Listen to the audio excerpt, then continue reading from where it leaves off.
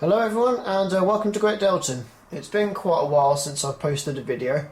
July has been a very busy month with me getting married, and then we went away on our sort of family moon, and then as everyone was in town for the wedding and people had time off work, we had quite a few gatherings and social events. But now that's all calmed down. I did have the big task of tidying up the garage. It was quite a state as I'd been using the workspace to build some wedding decorations, and then we had a lot of storage of wedding stuff in here as well. So that was quite daunting to get round to, and it was very demotivating, but that's all finished now. The garage is quite a bit tidier with everything in storage. So we are back on the layout now, and what we're going to be covering in this video is the addition of some more detailing. The second stage of detailing will involve everything that goes on top of the ballast. We looked a couple months ago at things that were embedded in the ballast, like all the bases, the trunking, walkway bases, and a few other little bits, but now we've got a lot more to do, as most things do sit on top of the ballast. So as you can see in front of me here are a few things that we're going to be putting in today. We've got some sleepers that we can detail and stick at the side of the track. We've got some rails, which you do see quite a fair bit of. As you can see in the foreground here, we have the catenary, which I've started to put in as a bit of a test, so that will be part of it as well, along with some gantries. We've got AWS ramps, point motors, we've got railings and walkways for our area down there, relay boxes, some permanent way workers, and then some weeds and shrubs along with some bits of litter, pallets, and of course buffer stops to go in the station. So what I'm going to do is similar format to the other video. I'm going to prepare all of these bits first, painting, and then we'll add them to the layout one by one, and I'll explain it all as we go through. So that's what I'm going to get on with tonight, is just preparing all these bits. It's quite a little bit to do, just some painting really, some weathering, and then they'll be all ready to go in. Okay, all of my details are now painted and prepared. So to start with, we're going to be looking at this area here, just coming out of the station, where the points will meet the main line for the bay platforms. We've got several things to put in, the main thing being this walkway for the permanent way staff. What I'm going to do is I've got some graded walkways from Scatenary, which I have painted in aluminium spray paint. They will go down on there. And then I've also got these from Catenary, which are some railings which I have painted in the rail match warning yellow. And then we've got some small details to put around. We've got some permanent way staff. These are by the Bachmann Scene Craft range. And we've got some shrubs and some weeds. I've got some point motors by Pecco, which I have painted up in aluminium and just gone over with a rust wash, the same one that I use for the rails. And then we have a few little bits. We've got some pallets, some relay boxes, and some sleepers, which I just have spare from a bit of track. I've just weathered these down with some dark grey weathering powders. And then what I have here is some string left over from an old boat which I made several years back, and what I'm going to do with those is I'm going to be creating some cables which will run along the top of the ballast, running from the trunking, these orange conduit pipes and the trunking, to the point motors, so that it looks like there's actually got some sort of power supply there.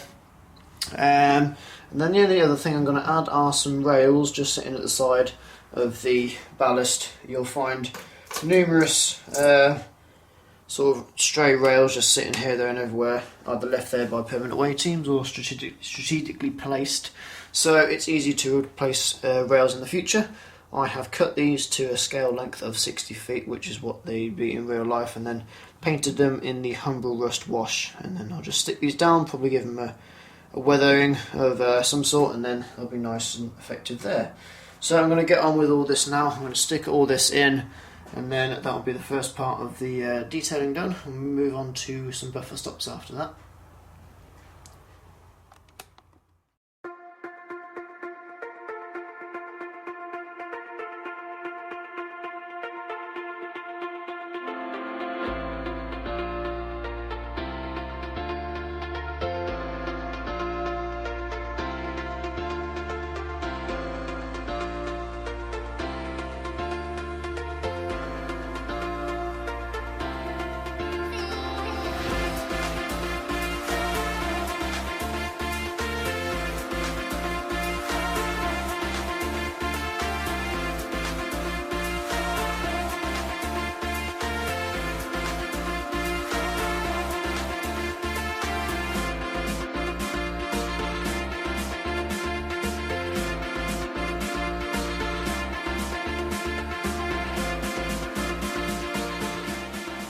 Okay, so now we're going to move on to some buffer stops for the bay platforms.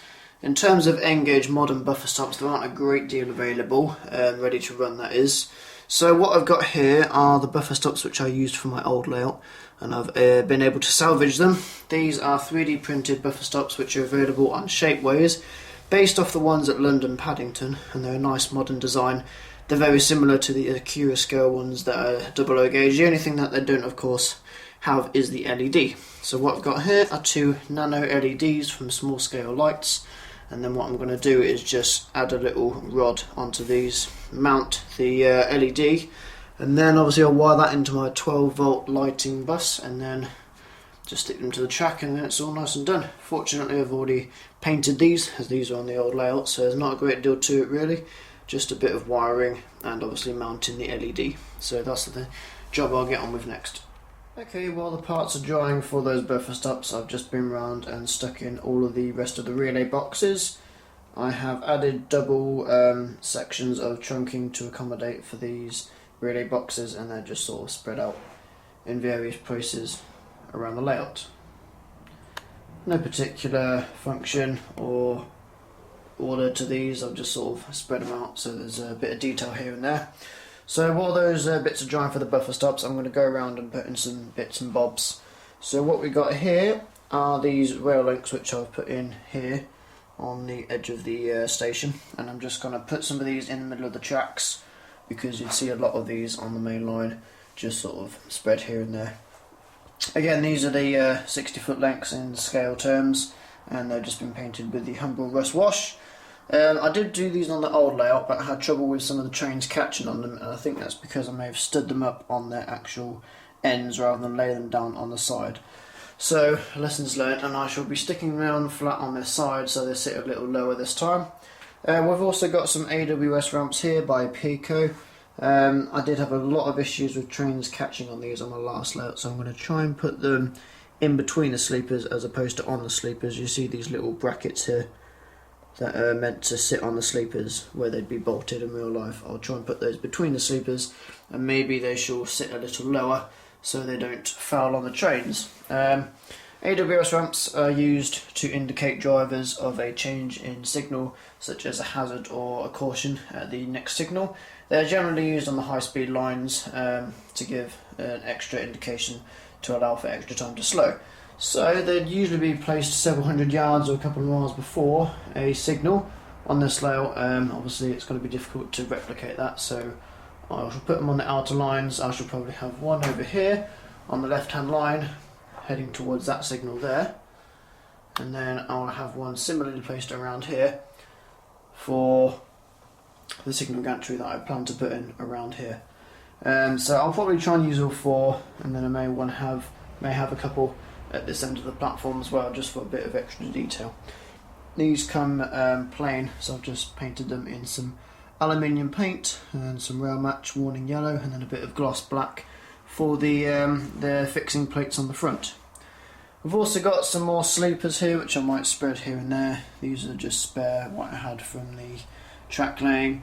I've just taken the rails off and gone over it with the weathering powder to give it a bit of a dirty down effect. So we'll get on with those, add some more bits and bobs. We've also got some weeds and shrubs here just to put in various places where there's a big build-up of ballast. Like here, you might see a little bit of growth, and over here by the tunnel portal as well, where there's just a big patch of ballast, and it's going to be hard to maintain that on the permanent way team's behalf, so we'll have a few little bushes and shrubs.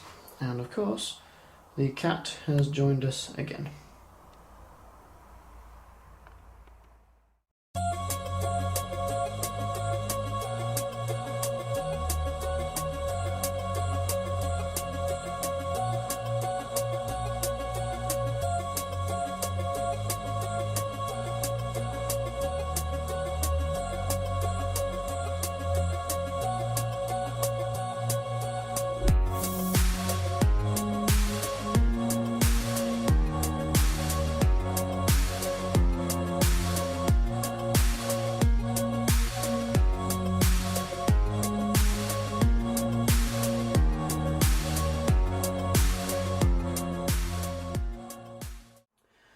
Okay, so the last piece of detail that we're going to be looking at in this video is some catenary. Now my layout is going to be very heavily based on the West Coast main line, which of course is an electrified line. So it's only prototypical that I have some sort of catenary and overhead electrification installed on this layout.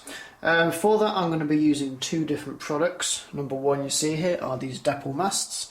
These are individual masts ideally suited for double track main lines. So I'll be using them in the areas where my 4-track split into two pairs.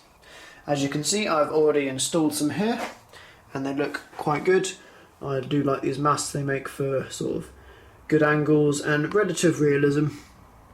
So in the pack you get 10 gantries. I have 4 packs here and I have some spares from my old layout. You have some short reach ones and then you've got some long reach ones, as catenary wires are zigzagged along the main line to accommodate for even wear on the pantograph contact plate.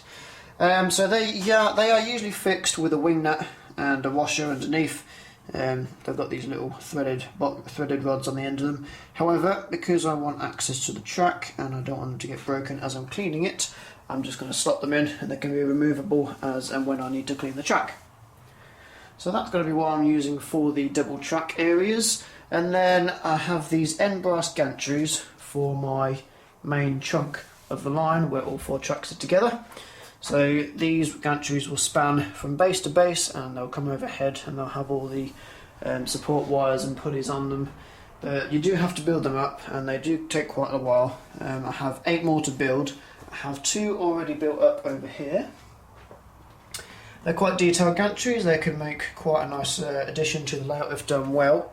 They are soldered together and then I usually just stick on all the details with some super glue. I'm not going to be doing any of the overhead wires because there's far too much track to do for a layout that might be coming apart in 3 to 5 years, and obviously I need access to the track for cleaning. It's just going to be a hell of a lot of work for no reason. So I think we should get away with it looking fairly good with just the gantries and the masting. I think the wires would be so thin and N-gauge anyway they'd probably be sort of invisible. So that's what I'm going to get on with now. I'm going to stick the rest of these masts in. I'm going to build up all these gantries. These are going to be removable because I'm going to stick some rod up the legs and then that'll stick out the bottom, and then I can drill holes in the bases and they can just slot in, and then when I need to take them out I can just slot them out.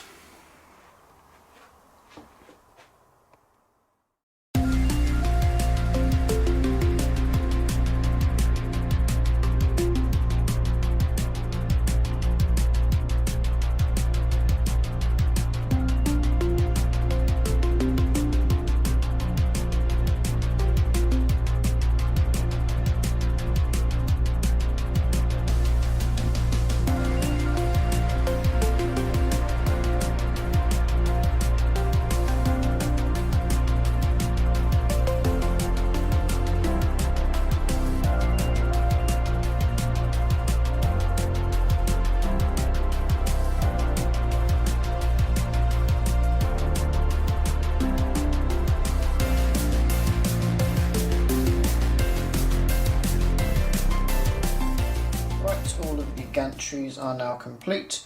I have constructed them all. I have added all of the registration arms and support pulleys.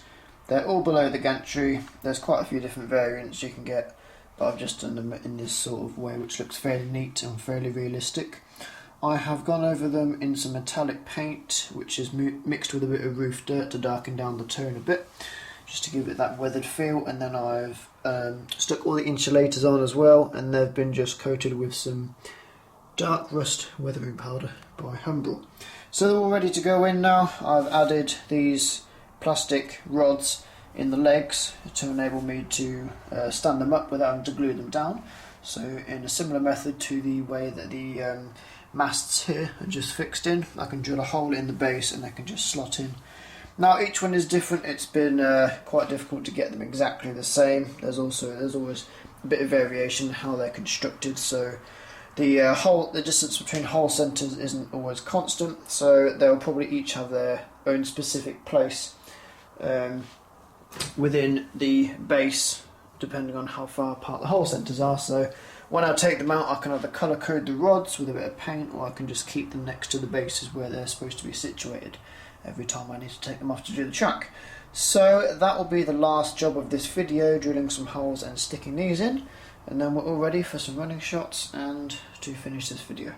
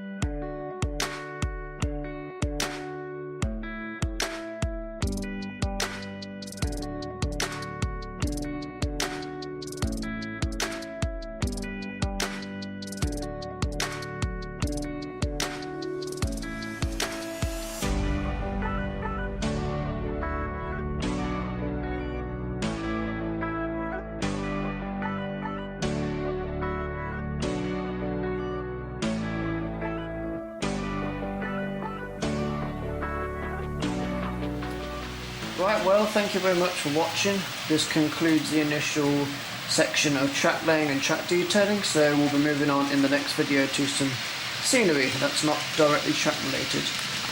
Hopefully this has given you some ideas for any details that you want to put on your layout.